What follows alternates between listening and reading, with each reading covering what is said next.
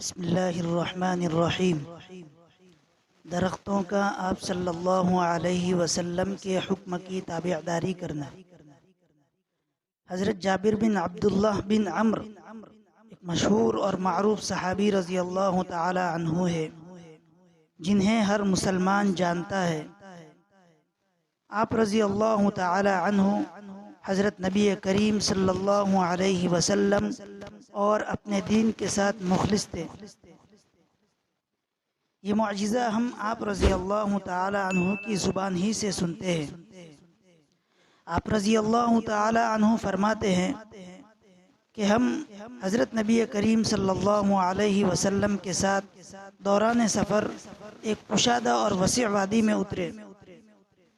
آپ علیہ الصلاۃ والسلام قضائے حاجت کے لیے تشریف لے گئے۔ میں پانی کا برتن لیے آپ صلی اللہ علیہ وسلم کے پیچھے چلا۔ آپ صلی اللہ علیہ وسلم کو آڑ کے لیے کوئی جگہ نظر نہ آئی، البتہ وادی کے کنارے پر دو درخت کھڑے تھے۔ آپ صلی اللہ علیہ وسلم ان میں سے ایک کی جانب چلے اور اس کی ٹہنیاں پکڑ کر فرمانے لگے، اللہ کے حکم سے میری بات مان۔ وہ ٹہنیاں تابع اور فرمانبردار اونٹ کی طرح آپ صلی اللہ علیہ وسلم کے تابع ہو گئی، یہاں تک کہ آپ صلی اللہ علیہ وسلم دوسرے درخت کے قریب آئے۔ اس کی ٹہنیاں پکڑ کر بھی آپ صلی اللہ علیہ وسلم نے فرمایا، اللہ کے حکم سے میری بات مان۔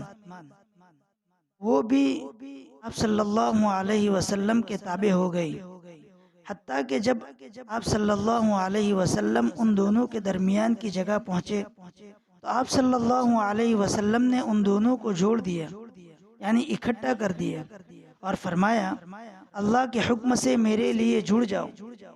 بس وہ دونوں درخت جڑ گئے۔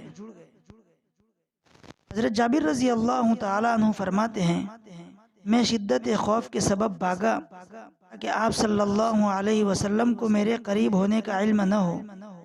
میں دور بیٹھ کر سوچنے لگا، حتیٰ کہ آپ صلی اللہ علیہ وسلم کی فراغت کا وقت ہو گیا۔ آپ صلی اللہ علیہ وسلم میرے پاس تشریف لائے اور میں نے درختوں کو دیکھا، وہ دونوں اپنی اپنی جگہوں پر جدا جدا کھڑے تھے۔ آپ صلی اللہ علیہ وسلم کے خارق عادات معجزات میں سے ایک معجزہ یہ بھی ہے جو کسی نبی ہی کو عطا کیا جا سکتا ہے۔